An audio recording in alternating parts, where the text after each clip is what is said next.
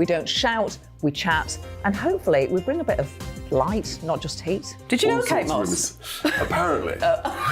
Do you have a pair of jeans or a pair of jeans? No, of course I don't. What would I do with them? My friends are like, oh my God, what's she doing now? Join me every Sunday at 6 for Gloria Meets, only on GB News, the People's Channel, Britain's news channel. Weeknights on GB News from 6 p.m. You'll always get drama. Please stop, Michelle. I know, yeah. Please stop. Should I just shut up? Romance. You like me, I like you. There you go. There you are. Well, don't tell anybody. Adventure. Etc. That's the whole point. But boom. And action. Sergeant, the big read, my superstar panel, they're already at it. They're fighting. It's going to be quite a show. Only on GB News. Britain's watching. In a world of dull and predictable radio and TV shows. Oh, hi. On Mark Dolan tonight, we've got big guests. We drill into the big stories of the day. The show adds up to a brilliant listening and viewing experience. Mark Dolan Tonight is the most entertaining current affairs show ever, and that's a fact. That's Mark Dolan Tonight, Fridays from 8, Saturday and Sunday from 9. Only on GB News, the People's Channel, Britain's news channel.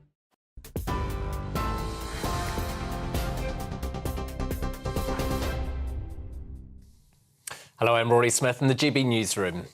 A man has been charged with the murders of the 3 victims of Nottingham's knife attacks. 31-year-old Valdo Kalokane, a former student of Nottingham University, is accused of killing Barnaby Webber, Grace O'Malley Kumar and Ian Coates on Tuesday. He's also accused of 3 counts of attempted murder after 3 other people were injured when they were hit by a van that morning. He's due to appear at Nottingham Magistrates Court tomorrow. Boris Johnson is accused of breaching ministerial rules by taking up a new role as a Daily Mail columnist. The Advisory Committee on Business Appointments claims that Mr Johnson gave them just half an hour's notice, despite the ministerial code requiring those who've left the government in the last 2 years to apply for advice on taking up new appointments. Well, Mr Johnson's first article is on how a weight loss drug didn't work for him, saying he will only cover politics when he absolutely has to. The former Director General of the Police Watchdog has been charged with raping a girl under the age of 16. Michael Lockwood is accused of 6 counts of indecent assault and 3 counts of rape against the teenager. The Crown Prosecution Service says the 64-year-old allegedly committed the crimes during the 1980s. He left the Independent Office for Police Conduct in December after it emerged he was being investigated over a historical investigation. A man has been arrested after a police officer was stabbed in Kent yesterday evening. The 48-year-old man from Maidstone is suspected of assaulting the police constable in his 50s in the town. The victim has since been discharged from hospital. The suspect remains in custody. And the King's birthday honours list has been released ahead of Trooping the Colour tomorrow. Among those are TV presenter Davina McCall and veteran broadcaster Ken Bruce, who are made MBEs, and former footballer Ian Wright is made an OBE. The joint oldest person ever to be honoured, 106-year-old Joan Willett from Sussex, is awarded a BEM for raising £60,000 for the British Heart Foundation during the pandemic. And the youngest person on the list, 18-year-old Junior Jeff Frood from Merseyside, received a BEM for campaigning against bullying, which he suffered from the age of 6 due to his love of dancing. Congratulations to them. TV, online, DAB+ radio and on TuneIn. This is GB News. Now, time for headliners.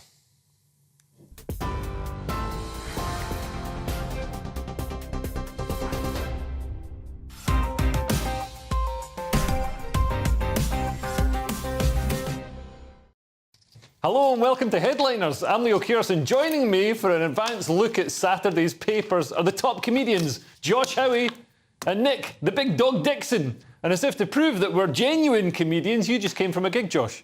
I did. How was it? Oh, so funny. Right. I thought you were going to say awful. The reviews are in already. Yeah, there was a 14-year-old in the front row. Right. So that just had to be the whole bit of the audience. Yeah, there were other audience as well. No, it was just me and this 14-year-old. And the great thing is now you'll get to know how it is being as unprepared as Lewis Schaefer. yeah, exactly. What's going on in the world? Anyway, before we dig into the newspapers, let's have a look at the front pages. The Daily Mail leads with, first hose ban is here already.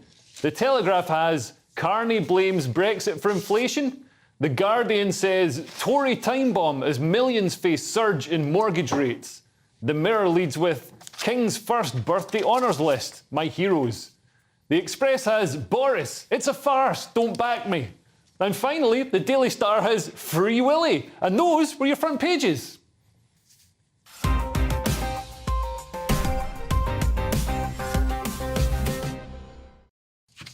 And let's have a closer look at those front pages, starting with the Express, Josh. Yeah, Boris, it's a farce, don't back me. And I'm sure that comes as a great comfort to all the MPs that have been backing him on telly over the last 24 hours, who I imagine feel pretty stupid. Well, yeah, he's just told them it's a farce. Yeah, everything they've just been going out there sort of going, no, Boris, I had his back.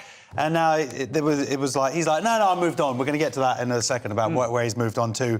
But it is quite a good strategy. It's just going, it's his way of sort of just saying that the whole thing is deranged, so what's the point? It's like, it's not even worthy of the time. You just don't have to even defend me because the whole process is ridiculous. Yeah. I mean, Nick, do you think this is a genuine sort of detente between Boris and Rishi? Because it did look like it was going to rip the Tory party apart. No, I think it's a tactic. Firstly, two things. One, people have been saying Boris is almost like Trump lately. This proves he's not like Trump, because Trump would never say, don't back me. Yeah, he's not that good. Right, exactly. It would be like, back me all the time forever is Trump's thing. What I think Boris is doing here, and I've just seen it, so it's just my guess, is that he's thinking more long-term. He's thinking, I can't win this one, right? So I'm going to come back in a few years. I'm going to go and write columns and do whatever ridiculously expensive paid speeches and come back in a few years. And he doesn't want to use up favours on basically a lost cause. So he makes it sound noble. Don't even back me. Don't, think of yourselves. But really, it's like saving up favours when it matters. Right. Yeah.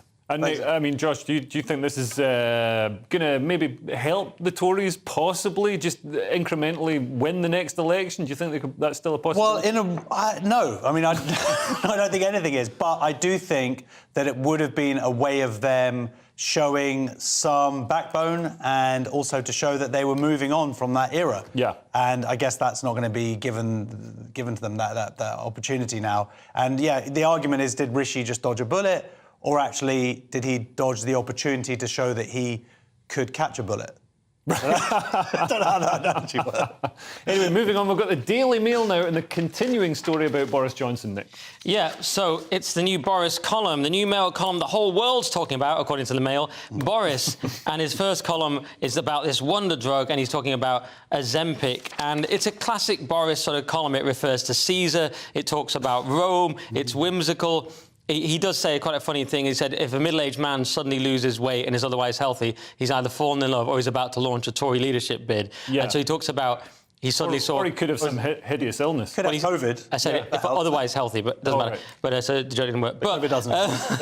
But it doesn't exist. So it's a typically funny Boris column, and I thought he was going to use this column to sort of politically snipe and make points. It turns out he's just gone full Clarkson. Yeah. He's immediately turned into Jeremy Clarkson. There's some slight political link in that he had a lot of policies about obesity that he was trying to roll out towards the end. Roll out, no pun intended. Yeah. And basically what he says in the article is, Ozempic worked for him for a bit, then it made him feel ill, but these drugs can work in the future. Typical kind of Boris vague optimism. Yeah. That's £500,000. Yeah. Exactly. This seems like a massive step away from politics to write fluff pieces about, the sort of normal health stuff that's written about. That's how that's what worked for him last time. It was him being on Have I Got News for You, showing this human side, being a witty guy, likeable guy. Yeah. He went into politics and then just an absolute disaster. Yeah. So he's trying to reset and start again, do all the funny stuff. He'll get back on the telly, maybe he'll come on GB, because I'm not going to have him. He needs to be on the new version of Have I Got News for You, which Headliners. is Headliners. Yeah, you think he'd come in? Yeah. It actually could happen. We've got every other former Tory MP here. Anyway, moving on, what's on the front cover of the Telegraph, Josh? Carney blames Brexit for inflation. So here we have an interview with Mark Carney, the former Bank of England governor. And he's sort of saying, I don't want to say I told you so, everybody, but I told you so. And he admits that there are these other factors that have come into play. But essentially what he says is, we said that Brexit would make our economy worse, and even with all these other factors, it's exasperating it. And that's the gist of it.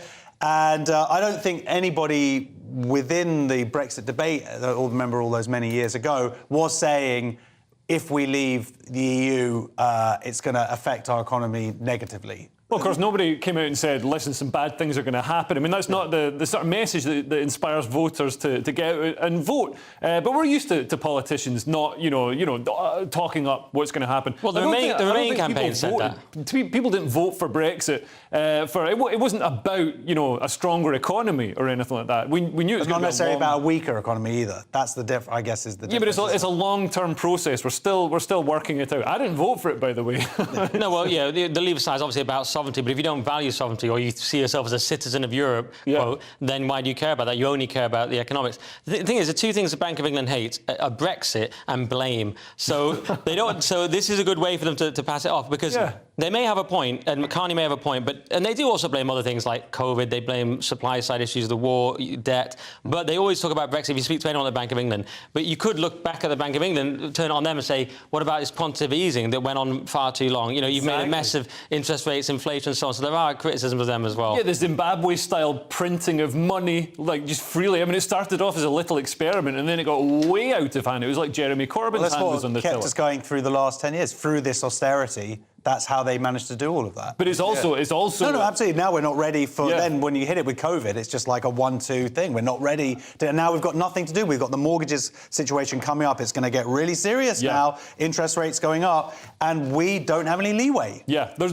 all the levers, all the weapons have been used to combat... You can't combat inflation and interest rates at the same time. You've got to pick one or the other that's going to all the missiles have been blown up. I'm trying to use war analogies. Also for them to blame Brexit for inflation, it's not as if the UK is the sole country in the world that's experienced inflation. In fact, we've had lower rates of inflation than certain other European countries, which suggests that staying in Europe can also cause inflation. Yes, and Germany had a recession, but we didn't adjust. Well, let's see what's coming. No, let's hold on to that win. There we go. OK, moving on. Finally, we've got the Daily Star, Nick. What have they got? Yeah, this is another very big story. Free Willy, and it's naturists urge all to become skinny dippers as UK faces 30-degree heat wave. And I thought we'd already had the heat wave. Turns out there's more heat wave. In London, it feels like it's already insane. My flat is locked at like 27 degrees. It's so hot. Look, we need aircon now in London, basically. We need net zero. We need... Say it! Net zero. We need aircon. We need the opposite. We need to just destroy the environment with endless... we need to burn lots of Saudi Arabian oil to power our air conditioners. Yeah, it's got so hot of the economy. It has got so hot in London. You need aircon. It's like, I saw a Guardian article the other day. Aircon's not the answer. Don't be happy. Be hot. Depends what the question is. If the question is, can I be cold now? Then aircon can is the I function in my house? Aircon is the answer. So that's my statement. It's gone. It's ridiculous now. I was thinking the heat wave was about to end, and this is terrifying me because it's. I feel like I was going to say I feel like an old person then, but it's actually. Don't you just like dread the extreme heat in London? That's great. Well, look, I've just come from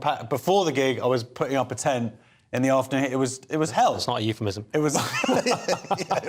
There's no tent going up there. No, it was a real physical tent. Okay. And it's just torture. It was like just sweat pouring down. Are you camping? Yeah, I'm camping this weekend. Right, it's a nightmare. Well, actually, no, I'm doing it. So you put the tent up, then came back into London. Yeah. And I'm staying the night at home. See you later, suckers. OK, well, that's the front pages out of the way, and a bit of information about our panellists.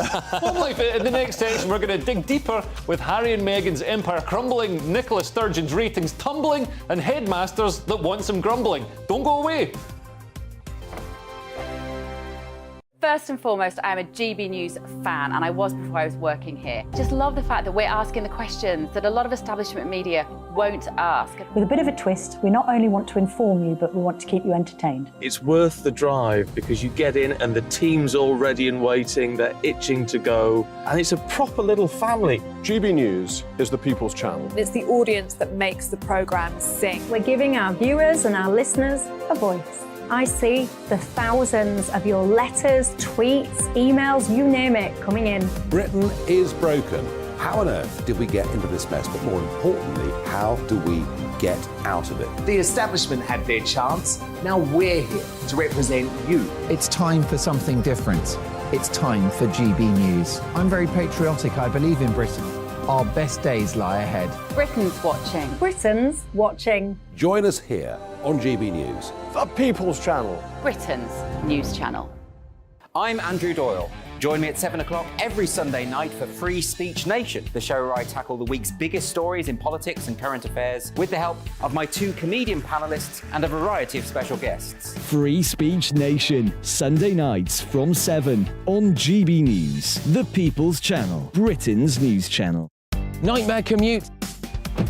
Kick it up a gear with me, Patrick Christie's, at drive time, 3 till 6 p.m, Monday to Friday on GB News Radio. You can listen online and on DAB+, on the smart speaker app and on the GB News app. And if you've got an Alexa, all you have to say is, Alexa, play GB News. We're also on TuneIn and the Radio Player apps. From the school run to rush hour, get revved up with me, Patrick Christie's, on GB News and GB News Radio. What you get for breakfast is something that, if we do our jobs right, you will wake up to news that you didn't know the night before. It's a conversation. It's not just me and Eamon. We want to get to know you, and we want you to get to know us. From 6, it's Breakfast with Eamon and Isabel. Monday to Thursdays on GB News. Britain's news channel. Westminster is going around in ever-decreasing circles, followed by the media. Britain is broken. How on earth did we get into this mess? But more importantly, how do we get out of it? Join me at 7 p.m, Mondays to Thursdays on Farage, here on GB News. We will have open, rational debate. We've got to work out how Britain moves forward from this. Join us here on GB News, the People's Channel. Britain is watching. Every Sunday from 11, join Michael Portillo. There will be topical discussion, looking at the week before and the week to come. So kick back and relax at 11 a.m. on Sundays on GB News with me, Michael Portillo. GB News, the People's Channel, Britain's news channel.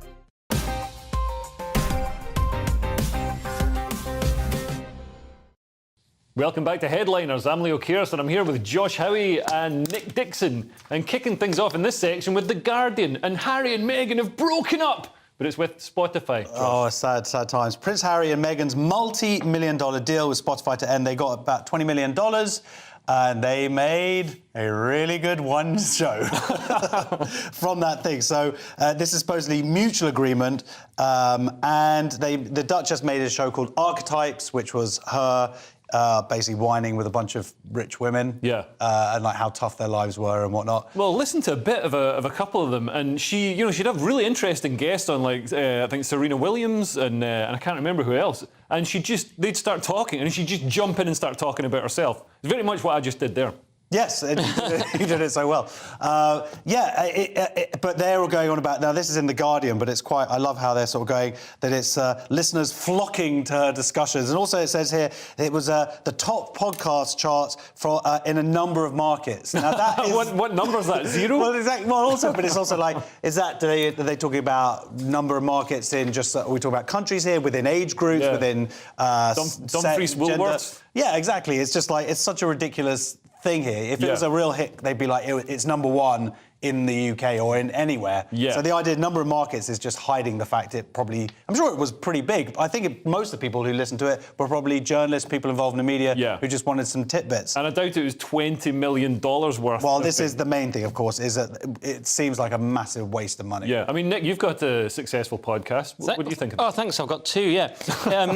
Well, I actually wrote a sort of joke for a satirical sort of website the other day, like a headline, and I was saying Spotify pay Meghan $100 million not to do a podcast. And I thought it was a joke, but it turns out I was prescient by about a week. This is just what's happening now. They're like, can you stop? And, Meghan will probably style out and say, like, sometimes silence is powerful or something like that. But as you say, it's just not talking. Like, she spoke over guests. It wasn't interesting. On my podcast, one of the praise I get the most is, I love how you just let the guests talk. Like, isn't that obvious? But if you're like a massive narcissist... You're really lazy. Well, it's so obvious. It's just you ask good questions, you let them talk. But that's how low the bar is and how narcissistic people are. But people don't want this stuff. They want Joe Rogan, they want truth, they want interesting, controversial stuff. They don't want some woke narcissist drivelling on. Well, this is what she says here. Sorry, she says their company mission is spotlights diverse perspectives and voices, builds community through shared experience, narratives and values. That sounds like headliners to me. That just sounds like every HR department's slogan. Mission statement. Yeah, means nothing. Statement. It's a meaningless thing. And all that stuff, I mean, virtue signalling, people like to virtue signal in public, but when you're in the gym or whatever and you've got your headphones in, you don't want to listen to some 3-hour-long virtue signalling whinge bag. And do you know what actually would work, though, weirdly? Harry and Meghan, talking about their domestics, and, Harry, saying, you always push me around, Meghan, stuff like that would be amazing. I mean, why did you do that yesterday? You know what I mean? I think he should write an autobiography. I think maybe they want to consider making a documentary, and maybe for one of the streaming services. That might be something they might want to do next. Nick's onto something here. I mean, if we could actually have live footage from inside the house while she's hitting him with a frying pan, I would tune in and watch. Or just manipulating him, just couples therapy with Harry and Meghan. Come on, that's a good podcast. Yeah, it's awful, but it's good. Yeah. Moving on, we've got the Daily Mail with what's racist today. Today, even in Somerset, police are racist, Nick. Yeah, this was yesterday. Yes, true. So this is a shocking story. It's trending on Twitter. So frontline officers hit out after their own chief constable says force is institutionally racist. And this was Sarah Crew, Avon Somerset Police Force, as you say. I'm sure you've seen the clip. She said, I don't think not being a racist is good enough anymore. And she also said, we are institutionally racist. And some people pointed out, well, why didn't you resign then?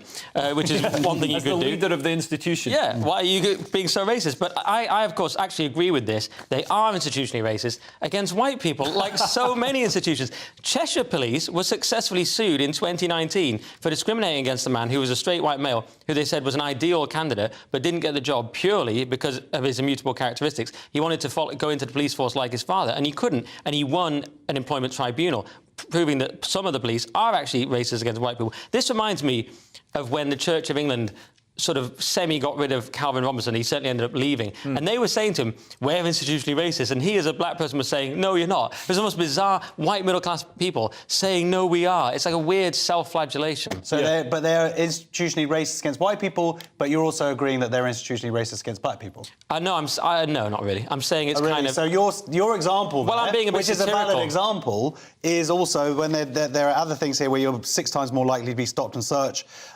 for black heritage in that police force. That suggests. But if you're looking at, I mean, the sort of demographics that commit more crime, and this is the problem. I worked in criminal intelligence in London, and I mean, this is the problem. If you don't target certain demographics that are committing more crime, you're actually doing that community a disservice because you're not dealing with the problem that. But is it 6 times more likely? I mean, and also there are some more high-profile cases of there was the guy 2 years ago who was a youth worker. He's in the area. He's like a bit of a hero, really, and he was arrested. It was really the whole thing was just mental. No, I can understand if you're repeatedly stopped and searched and you've done nothing wrong. I mean, it's got to be. Yeah, that must be awful. I totally sympathise with that. And at the same time, like you say, it can actually save lives of people in those communities. It's a tricky one, but there's a thing here where it says, but they're saying that the rank and file. The representatives were basically saying that this is it potentially drives a wedge between its members and communities. I'm just thinking, yeah, I think also being institutionally racist would do that, or whatever. Well, so it's like you're damned if you do, damned if you don't. Well, they're concerned that it's virtue signalling. They use the phrase, this guy from the Police Federation, and that would be annoying. If you think you're doing your best, you're not a racist, you're a normal police officer, then your leader comes out and says, we're also racist. It must be very frustrating. And then they get on with murdering women. Well, there's that was one cop, and it wasn't even in Somerset Police. But I mean, I think you've got a point. I mean, the whole idea of institutional racism is you can't argue against it because it's not individuals committing, objective, specific acts of racism. Yeah. It's just imbued within the stones and the values of the organisation. Yeah, it's a bit too close to critical race theory that sort of suggests you're inherently evil for being a white person. That's what a lot of people hear when they hear that now. Yeah. Maybe at one time it was a legitimate, term, but I'm not sure it is anymore. Yeah. Moving on, we've got the Telegraph, and Scots have finally decided they don't like Nicola Sturgeon. What took them so long, Josh? Indeed. Well, you moved down here. That skewed the numbers a little bit. There's only 4 of you up there, aren't there? Nicola Sturgeon's approval ratings fall below 0. So this is interesting. I don't claim to be some sort of genius or anything by any means. I did not know that approval ratings meant that it was actually comparing the people who are pro and the people who are against that person, or have positive feelings and negative feelings, and then they work out the difference between the two. Yep. And it's now gone down to -7. I just assumed it was just people who hated her or whatever. But no, you factor it all in. So she's gone to -7. That's the first time that that's happened. But this is what's crazy, is there's still 38% of people find that she's trustworthy. Genuine is 44%. Yeah. It's like, what do you have to do in Scotland? But, of course, what's happened up there with her arrest, we can't say too much about it, but we can say that this is, of course, this is the deep state out to get her. It's the blob. We've seen it with Trump. We've seen it with Johnson. Are you saying Nicola Sturgeon is the Andrew Tate of Scotland? I'm saying that people are out to get her.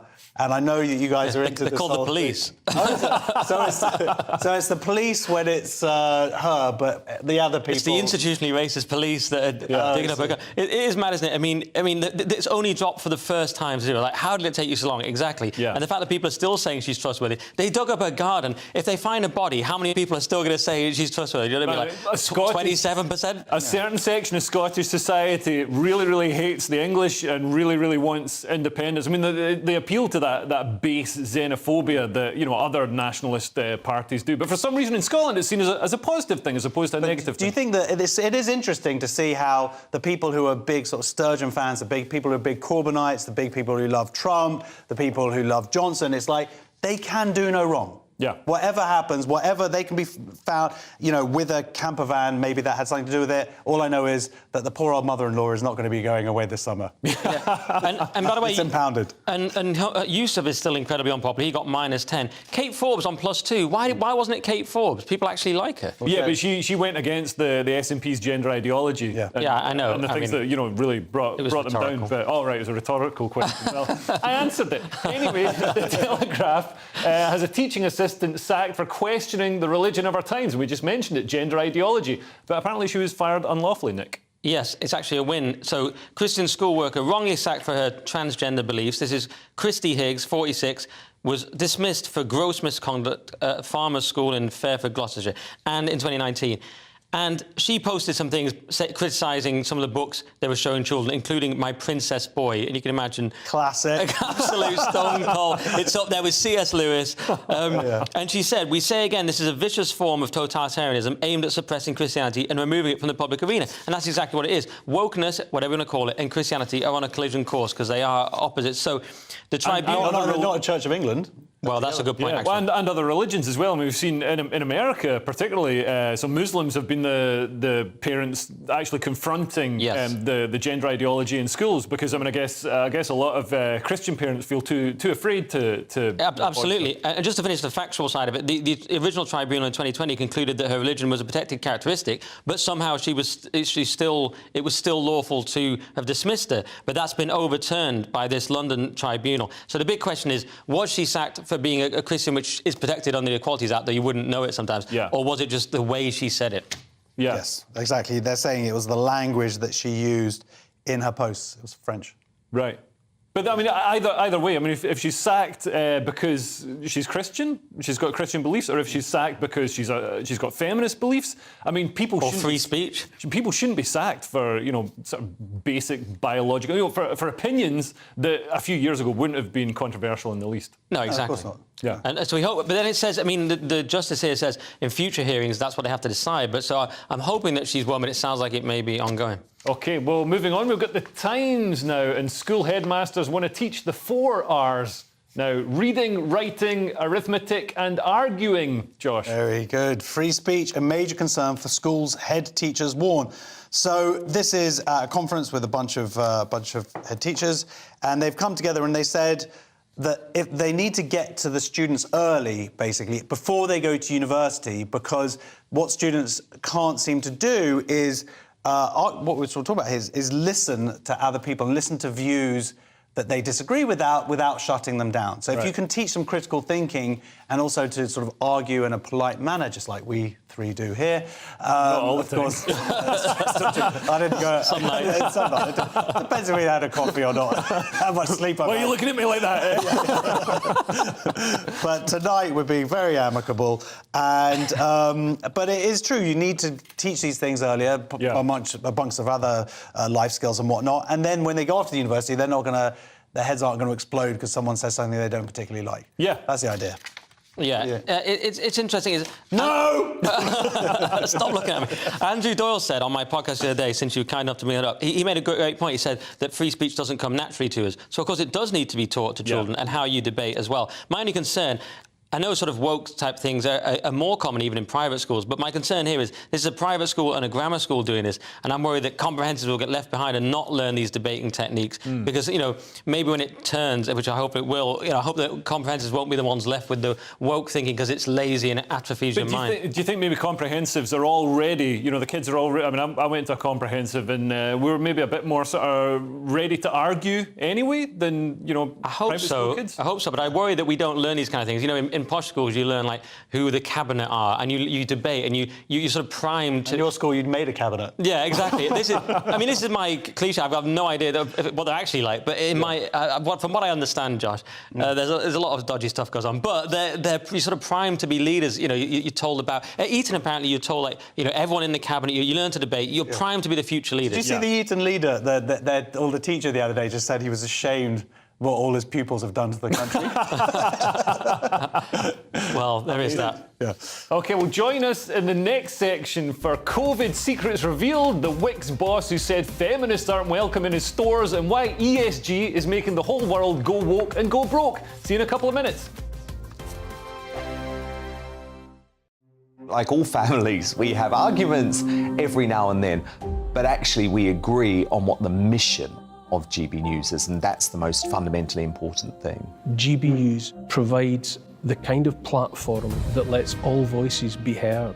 We don't hold back. We're free to say what we really think. Just because some people who live in a tiny little Westminster bubble think that their particular story is important, that's not the most important story for me. And often they will be difficult stories that you won't find on the establishment media. Because what people think in the north of England may be very different to what they're thinking in the home counties. We're going to carry on telling the world what life is really like for households up and down the UK. We love to be in your car, in your kitchen as you're having your breakfast. Whatever you're doing, you are part of the show. If it matters to you, it matters to us. Britain's watching. Britain's watching. Britain's watching. We're proud to be GB News, The People's Channel. Britain's news channel.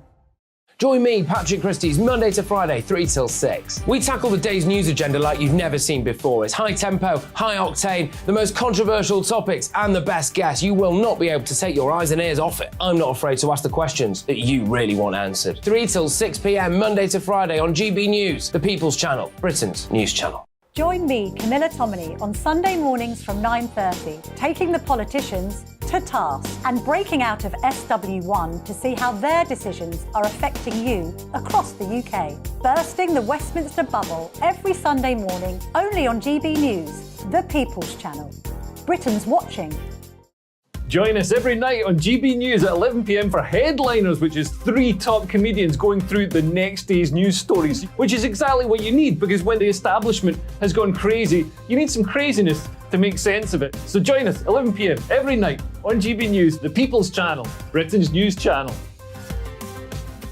Hi, I'm Dan Wootton. You can watch me live on GB News Monday to Thursday from 9 p.m. And did you know that you can also watch and listen live on our website, gbnews.com.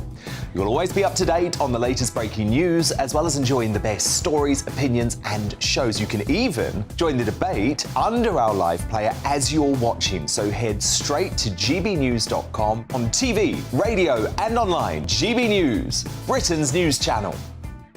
So Jubes and Kerr, we tackle the issues of the day with real, robust debate, both sides of the fence, battling it out with me in the middle with my forthright opinions and views. And often really interesting things happen because you start with a position and then by the end of the debate you find actually, well, I might not have thought about that one. What we need in this country is 2 new political parties. You should maybe think about doing a 2024 calendar. I'm Michelle Dewberry and I'm keeping you company right through until 7 o'clock this evening. GB News, the People's Channel, Britain's watching.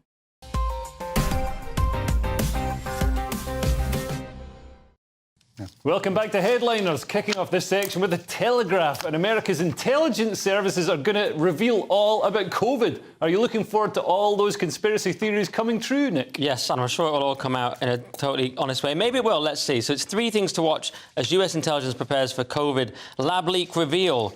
And they're saying no later than Sunday, America's Director of National Intelligence must make public all information relating to the origins of COVID-19. And when they talk about the 3 things, well, they're pitting the Zoonati, who are apparently the sort of bat people. Have you ever heard this phrase before? They keep on using it here, like we should all know about. Like it's obvious, I know. It's Yeah, like, hey, the Zoonati. It seems to be like a bad pun on Illuminati. I don't know, is it?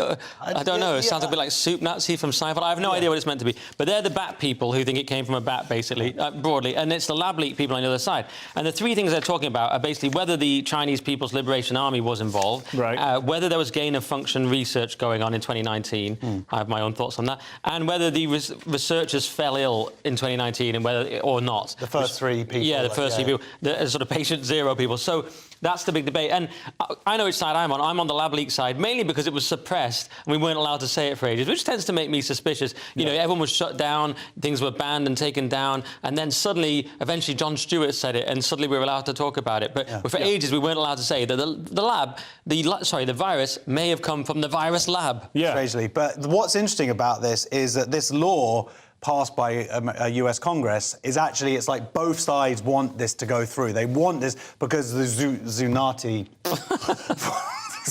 Zoonati! They want to go, see, there is nothing. And whatever. So everybody's excited to have their particular theories proved. For me, the most important thing is if it is the case that there is definitive proof out there, or 98% or whatever, a likelihood that it did come from this lab, as it seems to be more and more getting to that. What are we as humanity going to do about it? Because millions of people have died, economies have been destroyed, not just people from the virus. And are people going to be held accountable for it? Or are you going to demand reparations from the Communist Party of China? I want some cheap Walkmans. Are they not cheap enough already? And it's not the first time that a virus of this sort is leaked from a lab. So in 1977, the Russian flu pandemic leaked from a lab, according to this, which I didn't know about. But it's a shame it's taken so long, nearly 1,300 days, for these documents to be released. I don't know why Trump, when he took all those secret documents home, why he couldn't have just grabbed these as well? He just wanted all the nuclear ones. That's what Russia wanted.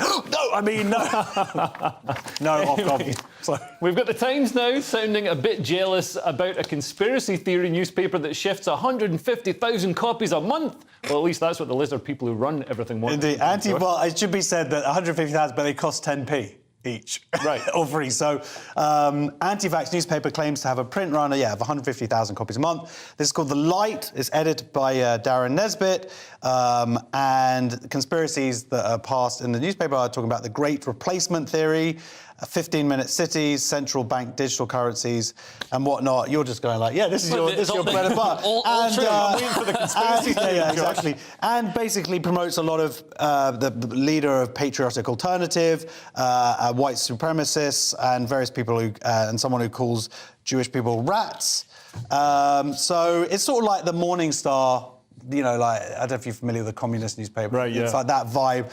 But it's doing very well. And what I'm surprised is I'd never heard of it before, but supposedly 1 in 20 people have read it. And the danger becomes, look, let's talk about these things. Let's, air these things and prove them or not. It's like Andrew, who is a really funny comic, the Irish comic, he had a TV series where he went out and went with the conspiracy theorists and sort of went to actual experts. And people wouldn't change their minds. But as is pointed out here, about a tenth of people are talking, or 15% of people say that they consider violence justified.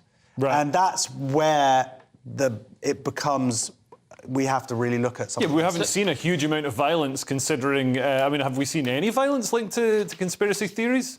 We've seen, things like Joe Cox. Wasn't that a conspiracy theorist? Wasn't the guy who did the people do take action. You have right-wing, you have left-wing people. It can come out in violence. And also you have a huge amount of, I've got to say, anti-Semitism out there at the moment. Yeah. And some of that's... Nick, this is the strange thing about it, because a lot of these theories that I read about, they seem to have a basis in reality. I mean, the replacement theory with dwindling fertility rates in the West, and then increasing levels of immigration to make up for the shortfall. But then somebody comes along and says, "Oh yeah, and it was the Jews," and then all of a sudden it's discredited as an objective. Obviously 15-minute cities and all these things that they are happening, but on this, it does seem like this is an more extreme publication. What bothers me about this is it's a sort of cheap win for Mariana Spring and her Conspiracy Land podcast where this was featured. And the problem with that podcast is it takes people like this and it says, yeah, they're all far right. And maybe there's some truth. It sounds like there's some very nasty people involved with this, the ones you cited. But then they take people like Carl Benjamin, and that Mariana Spring had multiple falsehoods about him. For example, she said that his YouTube channel was taken down. It's still up. She said that he returned to Totnes, where he had radicalised people. He never went back to Totnes. He was on his political tour. He never went back again. So he published a list of 6 things that were completely wrong in the show. And what it tries to do is take actual nutters and then say, and everyone's like this, and smear everyone as far right. And this bothers me, because why are the BBC engaging in this kind of disinformation when they could take a neutral, impartial stance and be a bit more reasonable about these things? Well, yeah, and that ends up discrediting any good points they might make. Yeah, but this is what everybody seems to have done. The left and the right do it. But they push everybody together and they go, if you believe that, then this is also his ally. It's the same with the gender critical movement and whatnot. It's like some Nazis rock up having nothing to do with Kelly Jane, this is in New Zealand, everyone's like, and Australia, and they're like, look, they're all Nazis. No, there's a bunch of women fighting for women's rights, and then a bunch of actual Nazis come along to do it. But just because they're allying just because you've got Nazis who believe there are only 2 sexes and you've got feminists who believe there are only 2 sexes, doesn't make them synonymous with each other. And it doesn't make the idea wrong either. And then you get some BBC podcasts. The feminist Nazis are a 6-part series. We need someone impartial to look at this. I think I'm going to propose Dr. Matthew Sweet. Yes. He is my You should do at least 26 tweets on this. OK. Well, we've got the Telegraph now, and environmental, social and governance ratings rule our life and make everything awful, but they might be on the way out, Nick. Well, we hope so. This is inside the crazy world of woke investing, where tobacco is more ethical than Tesla. And so Musk has said why ESG is the devil. They call him the richest man in the world. I think he's second now. It talks about how Tesla has a 37-point score, whereas Chevron has 43, and the company behind Marlboro, Philip Morris, has 84. And it's because they have a sort of patina of diversity. Oh, look, we have a non-binary person on the board. Patina. Exactly, so we can do anything we like. And it's this pathetic sort of virtue signaling rather than doing actual good. And as someone says here, it's a cottage industry.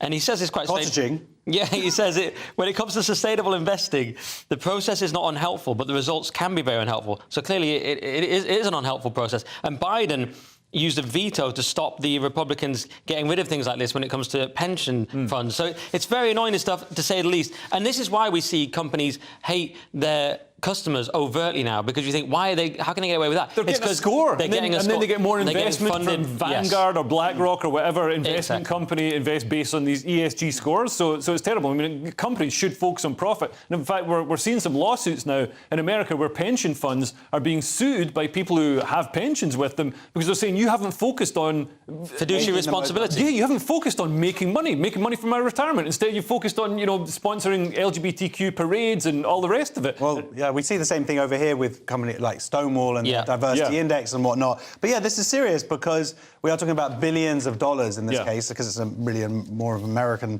thing. But yeah, and this is where people's pensions funds, and this is how these decisions are made.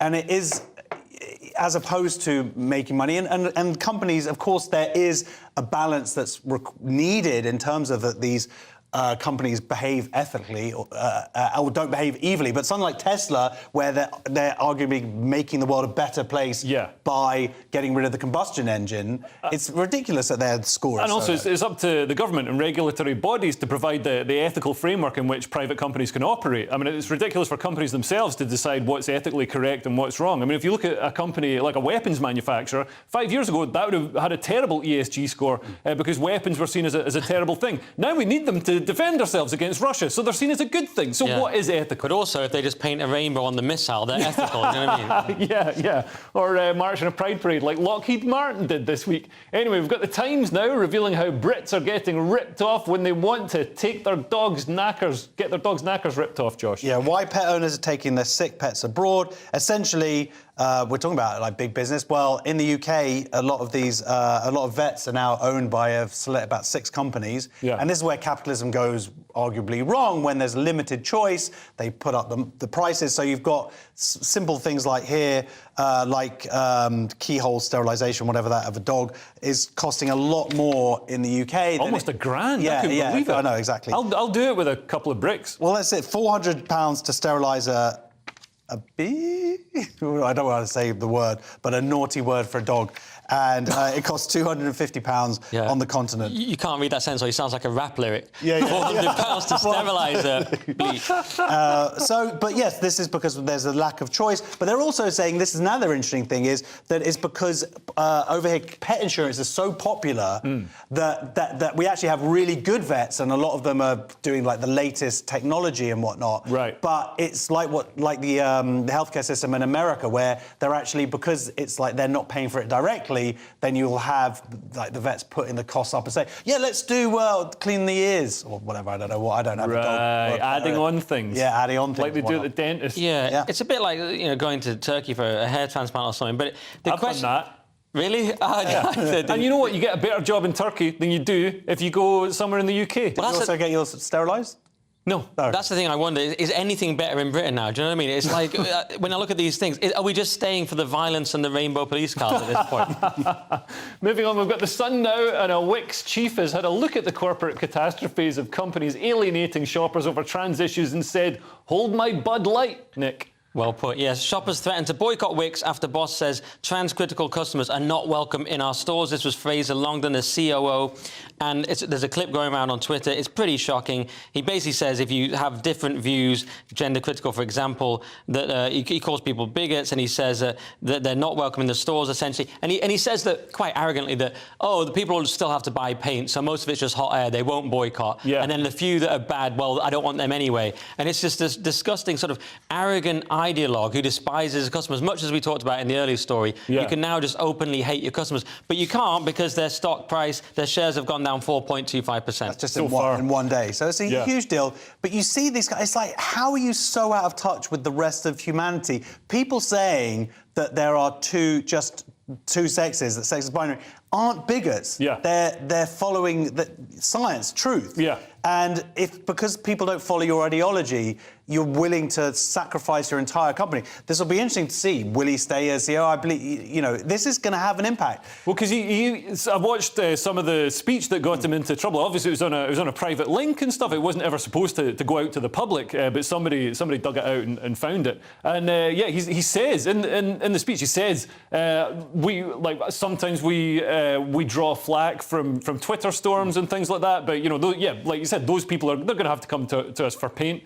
Yeah. When they could just go to B&Q or LGBT and Q. And he comes up with these percentages, which he admits are just stabs in the dark, just made up numbers. And he says, well, if 10% do this, blah, blah, but it's not 10%, it's more like 90%. Yeah. And then they also put out a follow-up letter, did you see, was saying, here's sort of for their employees and things, saying some of his comments have been taken out of context. They weren't out of context. In context, it was just as bad. So it's unbelievable. Yeah. And so, you add it to your thing. For me, I'm boycotting Body Shop, innocent drinks. So now I'm going to do I can't saw any wood anymore, and then have a bath bomb, and then have a nice smoothie, and also Ben & Jerry's, but that's Israel. I'm doing Bud Light and Target. There's almost no American shops I can go to anymore. It's tough. Bud Light is a pretty easy one to boycott. It tastes horrible. Anyway, that's it for part 3. You've stayed up this late, you might as well join us for the BBC criminalising women, a 3,000-year-old sword, and which country has the biggest penises. We're going to keep it classic. Don't go away.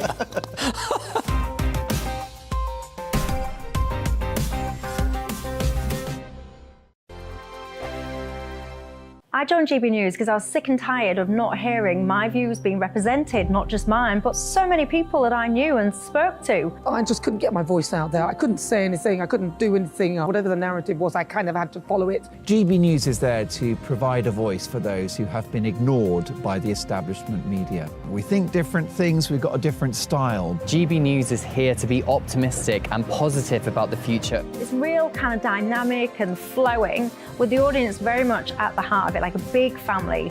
Here at GB News, we talk about the things that matter to you. Hearing the voices from right across our towns and cities, especially our towns. All sides of the argument represented with a heavy dose of opinion. We're on a mission here to make a difference. And the GB News family really is here for you, and whatever time of day you can watch or listen. Britain's watching. Britain's watching. We're proud to be GB News. The People's Channel. Britain's news channel.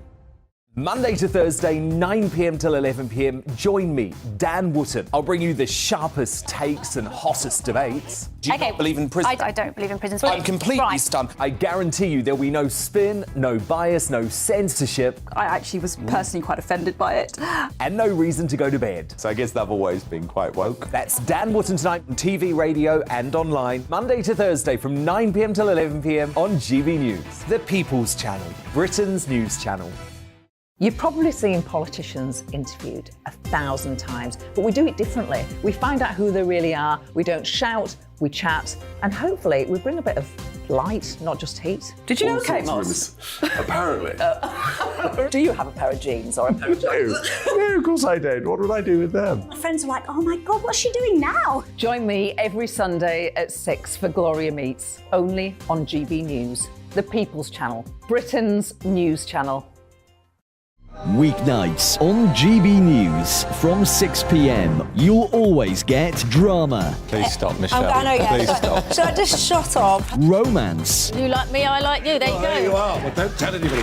Adventure. Etc. That's the whole point. But And action. Sergeant, the big read, my superstar panel that already at it. They're fighting. It's going to be quite a show. Only on GB News. Britain's watching. In a world of dull and predictable radio and TV shows.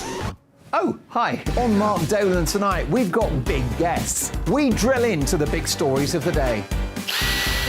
The show adds up to a brilliant listening and viewing experience. Mark Dolan Tonight is the most entertaining current affairs show ever, and that's a fact. That's Mark Dolan Tonight, Fridays from 8, Saturday and Sunday from 9. Only on GB News, the People's Channel, Britain's news channel.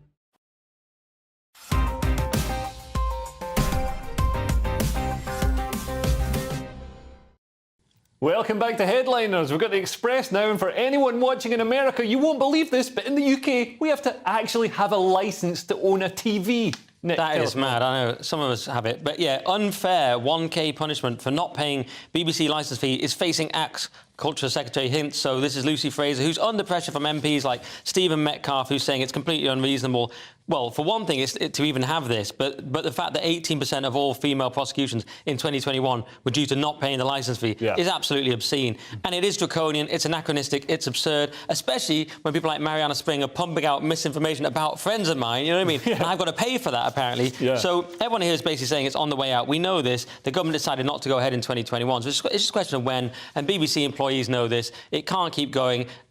Because of all the things we know, Netflix and so on, but also because it's just not impartial, it's not doing its job. Yeah, absolutely. I mean, there wouldn't be a need for channels like GB News, for example, if the BBC had actually, fulfilled its remit and been impartial and broadcast for everybody, represented everybody that actually pays the TV licence. Yeah, I'd say BBC News has failed in that way, but there are still excellent parts of the BBC. There's the BBC, there's Radio 4, which has there's the BBC Sounds app. There's a really good sitcom called Josh Howie's Losing It. And that's worth the £159, surely. Funnily enough, the World Service... Not like any more money, by the way. The World Service is excellent, and it projects British values around the world, the values of Western liberal democracy, which I think is important and is part of our soft power. Do we still have those? But yeah, they've cut back on the World Service. That was the first thing they cut back. Instead of all the nonsense that well, there was a government stopped funding it, didn't they? I'd have started with Josh Howie's, whatever it's called, and Josh then Howie's Losing It. Yeah, I'd have lost that. Two series, don't lose that. That's That's the one thing you want to find. But yeah, and they also said here 75% of the people who are prosecuted are women. Right. I mean, and then they sort of go, oh yeah, it's got nothing to do with gender, it's societal factors. Is it what are they saying, that women lose their checkbooks or something? If the BBC was reporting on this, they'd say that's institutional misogyny, and I agree with them. Because they're saying that women sort of handle the bills at home, aren't they? They're saying they're sort of in the house, not paying the BBC licence, basically. I don't pay mine, but I don't watch the BBC. Anyway, we've got the Mail now with the way all international conflicts should be settled from now on, Josh. The above graphic shows the top 20 countries by penis length measured from the base of the shaft or the root to the tip of the head when erect. So where do you actually measure from? From your anus. You've read that as if we have the graph, but do we actually have the graph?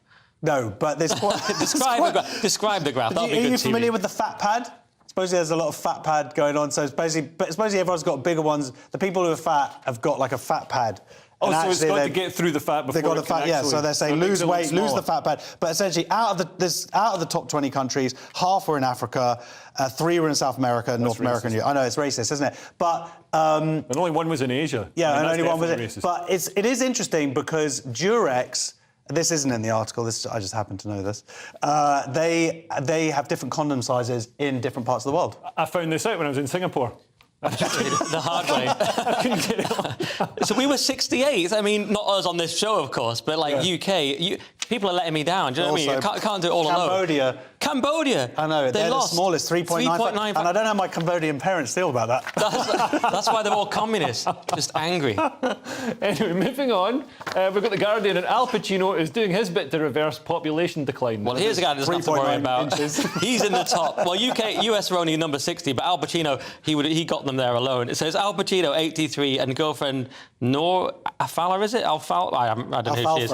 She's 29 anyway, and they've got a new baby. The point is, we talked about it briefly last night because Chelsea Handler was against it, but I think he's a total ledge, and it gives me hope because I don't have children yet. But you know, if Al can do it at 83, you might lose your virginity by then. If Al can do it at 83, we can all do it. But have you noticed though the age gap? Look at Leonardo DiCaprio. The age gap goes from that's creepy, and then at 83 it's like legend. Where is the actual line? I think that's pretty weird. 29, and also, but this is the weird thing. She used to date. Mick Jagger. Yeah. She has some serious daddy. She's got granddaddy issues. What is going on there? But maybe also, she's just a fan of cultural icons. Yeah, possibly. But now, I mean, she is going to inherit. Surely, she's going to get it all. She'll get the last lot. But it seems to me like an ego thing. Like, why can't he enjoy his grandkids? Well, yeah, and also, I mean, Al Pacino smokes, doesn't he? I'm just amazed he's made it to 83. Yeah. It just shows maybe those ESG scores for tobacco companies are correct. That was loud. Moving on, we've got the Mail now, and remote working might be convenient, but it's going to make us all hideous freaks, Nick. Yeah, so swollen eyes, a hunchback and claw-like hands. Just a usual day working with Lewis Schaefer. It's grotesque. Sorry, Lewis, I just came up with that. Grotesque model reveals what... He's very good looking. Grotesque model reveals what remote there's the model. workers will look like in 7 years. Nice one. We have a picture, apparently, of it. Do we have a picture? Or just there it is. Shall I recreate it? It was a kind of a woman with like a hunched-over... posture. She's got a beard as well. And she had claws and her eyes were all messed up and she had depression, they said, even though you couldn't tell. But the thing is, that's not really... And they're saying it's because of working from home. This is some office who doesn't want people to work from home. Put this out as propaganda. That's what I think. It says it's University of Leeds, but... OK, well, the show is nearly over, so let's take another quick look at Saturday's front pages. The Daily Mail lead with, first hose ban is here already. The Telegraph has, Carney blames Brexit for inflation. The Guardian has Tory time bomb as millions face surge in mortgage rates. The Mirror leads with King's first birthday honours list, my heroes. The Express has Boris, it's a farce, don't back me. And finally, the Daily Star has Free Willy. And those were your front pages. And that's all we have time for. Thank you to my guests Josh Howie and Nick Dixon. And we're back tomorrow at 11 p.m. with Steve N. Allen and Paul Cox. And if you're watching at 5 a.m, stay tuned for breakfast. Thanks for listening. I've been Leo Kearse. Good night.